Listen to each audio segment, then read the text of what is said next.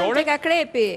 Akrepi ka një ndikim shumë të rëndësishëm në lidhje me shëndetin fizik. Okej. Gjithmonë, po e themi këtë, po nuk kemi çfarë të bëjmë, do vazhdojmë deri në qershor, këtu pun kemi.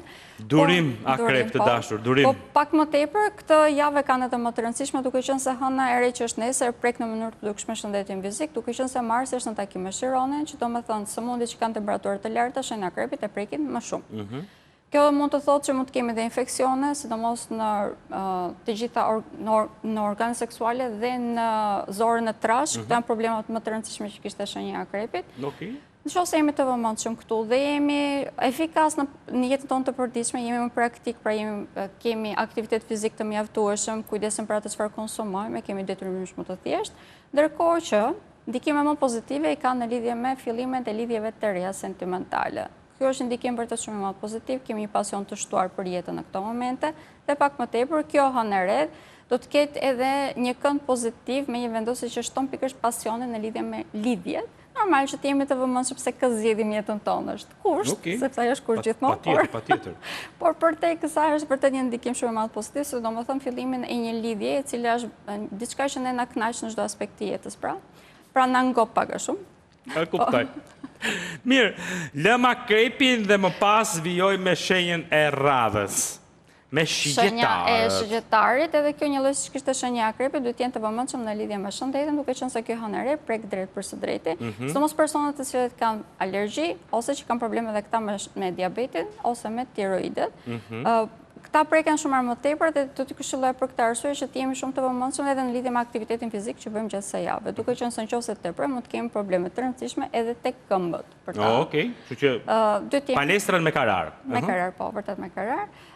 Ndërkohë që fillimet e reja që përmenda javën e kaluar, duke qenë se kemi pasur pastrimin e problemeve ose më themi kemi perceptuar se cilet kanë qenë dinamika toksike që ne kishim në të shkuarën dhe kemi arritur që të shërojmë në një farë mënyrë ato, tashmë kemi mundësi që të krijojmë diçka të re më të shëndetshme, jemi më tepër aktiv në këtë lloj tematikash dhe jemi akoma shumë kemi krijimtari vërtet shumë të lartë.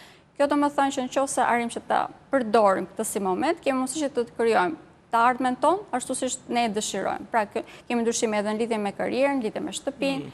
Këto vinë nëpërmjet disa sfidave të vogla që në qoftë se ne thjesht qëndrojmë të qetë, arrim që të zgjidhim.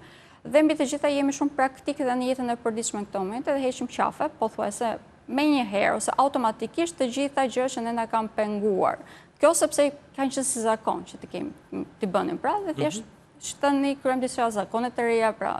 E kuptoj, bëhemi më të vetëdijshëm praktikisht. Bëhemi më të vetëdijshëm. Okej. Bukur. E lëm shigjetarin. Po, e lëm me kaq. Po, lëm tani me kaq. Dhe shkojmë tek Britsjapi. Britsjapi ka ndikim shumë të fuqishëm nga kjo hënë e re, sepse do të thënë fillime të reja. Kjo fillime të reja mund të thotë edhe lidhje sentimentale, mund të thotë edhe projekte të reja të cilat sillen të ardhur materiale shumë të mira.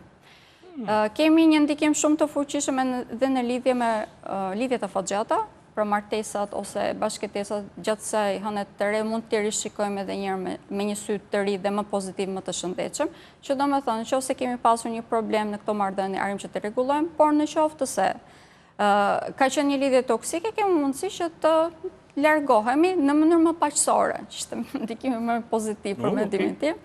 Marrëdhëniet me familjarët janë disi të sfiduara në këto momente, që do të thonë prindrit mund të na pengojnë që ne të arrijmë qëllimet që kemi në jetë, duke qenë se mund të kenë një ndikim të drejtë për drejtë edhe për brenda marrëdhënieve tona. Pra nëse janë disa marrëdhënie të tilla toksike pra me prindrit tanë, do të këshilloj që të krijojmë disa kufinë të shëndetshëm, që të vendosim se çfarë do të bëjmë ka rëndësi, por që këtë vendim ta marrim pas ditës së hënë tutje është më e rëndësishme. Prandaj këtë fundjavë këshillimi do të ishte që të fokusohemi më tepër për të rregulluar dhe jo për të prishur, sepse për të prishur mund të jetë më ose mund të jetë shumë më vështirë pasardhë që ta mbledhim. Ndërkohë që për të filluar gjërat të reja, automatikisht do të jetë dita e hënë, por do ta kemi shumë më të thjeshtë të jemi dhe më praktik, pra atë çfarë mendojmë, pothuajse më njëherë ta kthejmë në prakticitet. Super. Bukur. Pas Britsjapit është ujori? Shenja ujorit, ndikimi shumë i fuqishëm është në shtëpi dhe në marrëdhëniet që kam me vëllezër me motor, po ashtu mund të kemi edhe disa probleme me automjetin për shenjën ujor, prandaj duhet jemi të vëmendshëm. Në qoftë se doni të blini një automjet, në këtë moment nuk është shumë e përshtatshme, por java që vjen, duke filluar nga dita e mërkurit tutje, është. Prandaj të gjithë ata që janë tek shenja ujore, të fundjavë do të këshilloja që ta kalojnë me partnerët e tyre.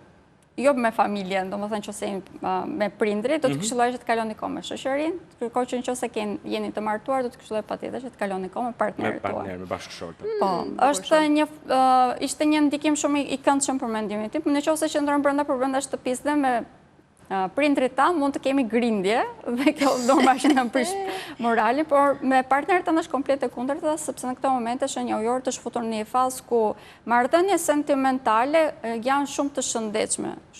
Marrëdhënie të cilat kuptohen mirë, ka një mirë kuptim brenda dhe mbi të gjitha arrin që të gjejnë një çu të përbashkët në mënyrë që të ndërtojnë së bashku.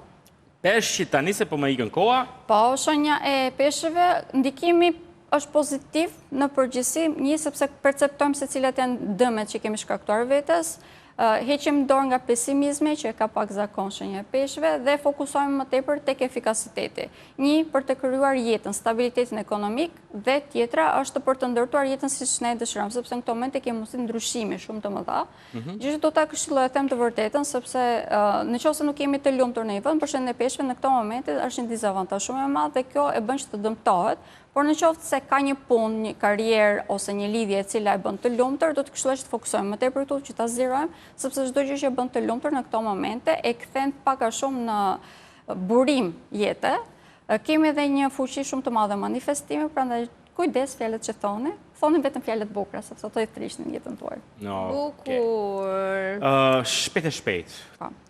Cilat janë, jo, nuk do bëj nga ato thagmat, jo, cilat janë 3 shenjat më me fat të kësaj fundjavë dhe javë që vjen pas. Kjo është një javë cila është shumë intensive, vërtet, por shenja që ka më tepër fat, edhe pse ka shumë sfida, shenja demit. Demi, një? Po, shenja tjetër e cila ka shumë fat, edhe kjo është shenja ujorit. Ujori dhe?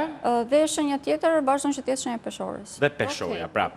Dem, ujor, dhe peshore. 3 shenjat më me fat të fundjavës dhe javës që vjen pas.